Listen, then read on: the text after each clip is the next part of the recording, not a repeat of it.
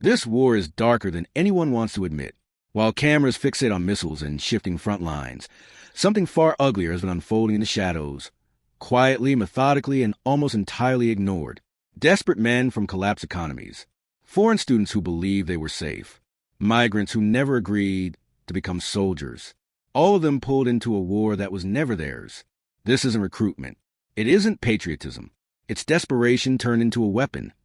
Bodies scraped from the margins of the world and thrown straight into the fire. I would argue that it's been going on since the first year of the war. Now, whether these two specific generals are responsible for basically rounding people up, I don't have the evidence of that one way or the other. But remember that a few years ago, Sri Lanka suffered a massive economic dislocation, and people were desperate to get whatever they could get. And the Russians signed a series of deals that would allow Russians to be basically tourists in Sri Lanka. And that had established a bit of a back and forth in which people could move as well. So the idea that there's Sri Lankans fighting in Ukraine, that doesn't surprise me at all. There are Nigerians fighting in Ukraine. There are exchange students that the Russians have press ganged into fighting in Ukraine. So this is not a new strategy for the Russians. They did this extensively during the Cold War as well. So we have these weird press gang multinational brigades that the Russians don't advertise that they're using as cannon fodder right along their convicts. What Zeihan is really describing is a system built on exploitation, not loyalty. When an economy collapses and people are cornered, movement itself becomes leverage, and that leverage is converted into forced service. This isn't new, and it isn't accidental. It's a recycled playbook. Foreigners, prisoners, and forgotten are pushed into combat to shield the core. The most disturbing part is the silence surrounding it, because silence reveals just how expendable these lives are. What you just heard explains how bodies are gathered, pressured, and quietly fed into this war. But when those men reach the front, the nightmare doesn't end. It begins. The battlefield they enter is not a disciplined force or a functioning army. It is chaos, fear, and collapse. And this is where the story shifts, from how Russia fills its ranks to how those ranks are breaking apart in real time. This is the moment when soldiers stop fighting and start running, when even cooks are handed rifles and sent into the fire. On the surface, the front lines of the Russia-Ukraine war appear frozen, locked in place. But behind that illusion of stability, the Russian army is undergoing a catastrophic internal breakdown, tearing itself apart from within. This isn't slow erosion, it's collapse. By 2025, Russian soldiers shattered historic records for surrender and desertion, not in one isolated sector, but across the entire theater, from Zaporizhia to Donetsk and Luhansk, all the way back to recruitment centers in Kursk. The army is bleeding manpower faster than it can replace it. The fear is visible in some of the most haunting images of this war.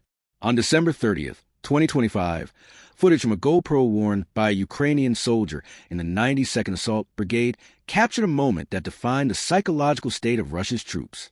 Moving through smoke-choked ruins, Ukrainian soldiers opened a stove. Inside, 3 Russian soldiers were huddled in the dark, shaking, hands raised, begging to surrender. They weren't ambushing. They weren't resisting. They were hiding like hunted animals, praying to survive. The footage spread rapidly, not because it was rare, but because it revealed what many had already become, men more afraid of staying than of giving up. Russian commanders hoped it would be dismissed as an isolated incident. It wasn't. Just weeks earlier, on December 12, 2025, while Russian leadership publicly claimed offensive momentum in the same region, 12 Russian soldiers surrendered in a single day. Video shows 2 soldiers along the Novodilka line discarding their gear, raising their hands as makeshift white flags, and walking toward Ukrainian positions. There was no glory, no advance, only escape.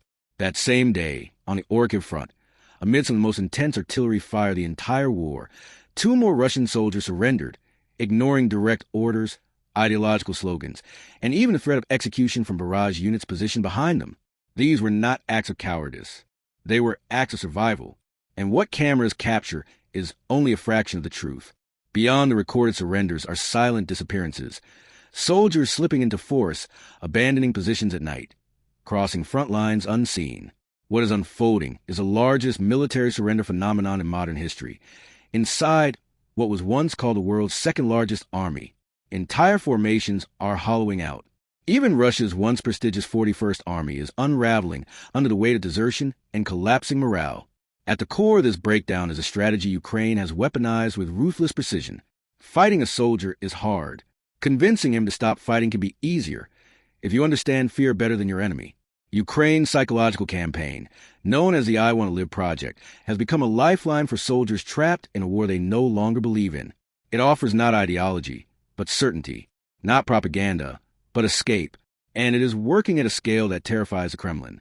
Since 2022, more than 10,000 Russian soldiers have surrendered through the system. But the real rupture came in 2025, when that single year saw more surrenders than 2022 and 2023 combined. This wasn't statistical noise. It was a structural break. In August 2024, weekly surrender numbers jumped from around 60 or 90 to nearly 350 every week. The equivalent of a fully equipped Russian battalion chose captivity over combat.